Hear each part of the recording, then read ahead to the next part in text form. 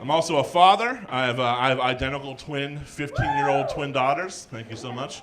But I'm a punk rock dad. Punk rock dad. And that's all that really means is that when I go to lunch with my teenage daughters, they pay. And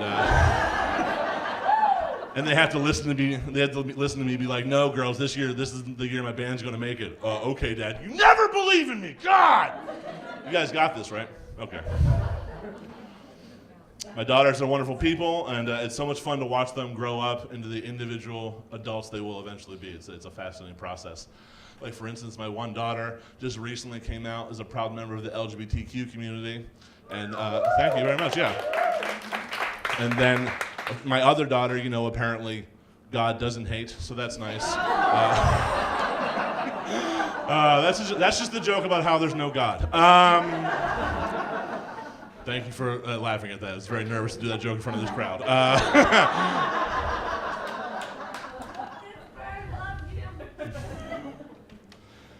I think I have a gay kid, and I love and support her unconditionally, and I love and support both my daughters unconditionally. But I feel like I get too much credit for having a gay kid that I support. Like people pat me on the back for not hating my own kid. It's real absurd. I don't understand.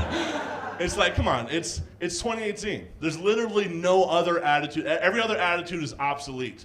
And my daughters can love whoever they want to love, obviously. Now, if you want to talk about how both of my daughters love anime, that's upsetting. You know what I mean? Like, I don't care who knows I have a gay kid. I don't like anyone knowing that I raised a couple of dang nerds. How about you keep that in the closet forever? You can love whoever you want to love, wear all the rainbows you want to wear, but if you say Dragon Ball Z in mixed company, I'm disowning you, just so we're clear. I'll proudly march with you every year in the Pride Parade, and then immediately afterwards shove you in a locker, because that's where nerds live, and Daddy has a reputation, okay?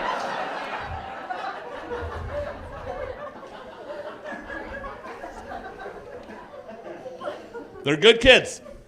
They're great kids, in fact. They're both socially active and passionate. They're activists. They go to protest and fight for the things they believe in. Plus, my one kid's gay, so her fuck Trump signs in glitter. It's a lot of fun to watch.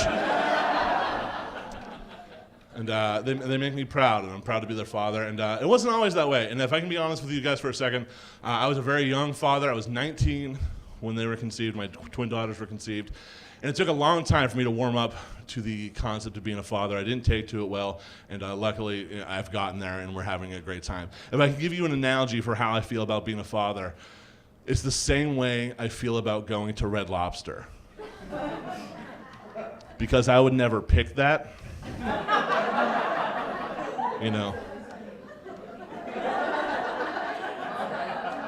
But I will go with you.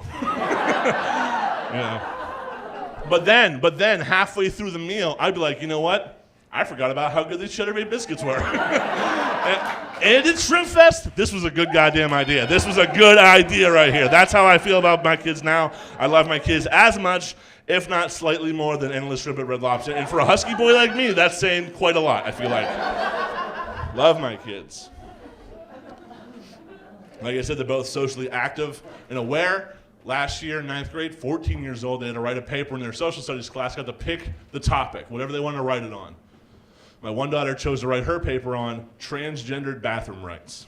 And my other daughter wrote her paper on the militarization of local police forces. These are heavy topics for anybody to wrap their heads around. And I thought back to when I was 14, if I wrote that paper, it'd be like, why Tony Hawk should be president? We could have the X Games at the White House, it'd be fucking dope. Hawk 2020. I'd vote for Tony Hawk in 2020. I'd vote for Tony Hawk's skateboard in 2020. They're 15 and they're growing up so fast. I'm going to say something. Some people get it, some people don't, but I stick by what I say. I want all the good things for my children, like any parent does.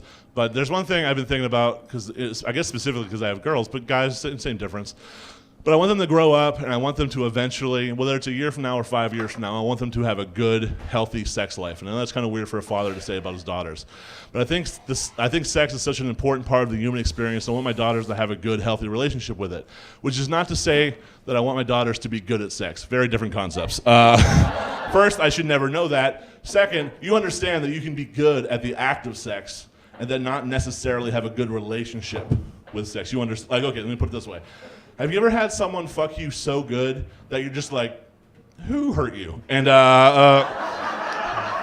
I feel like you're taking it out on someone who's not in the room, and maybe we should talk about it. I don't want that for my kids, man. I want my daughter's partners to be like, you fucked like you have a good relationship with your father. I don't think anyone's ever said that before, but that's a goal of mine. I don't know.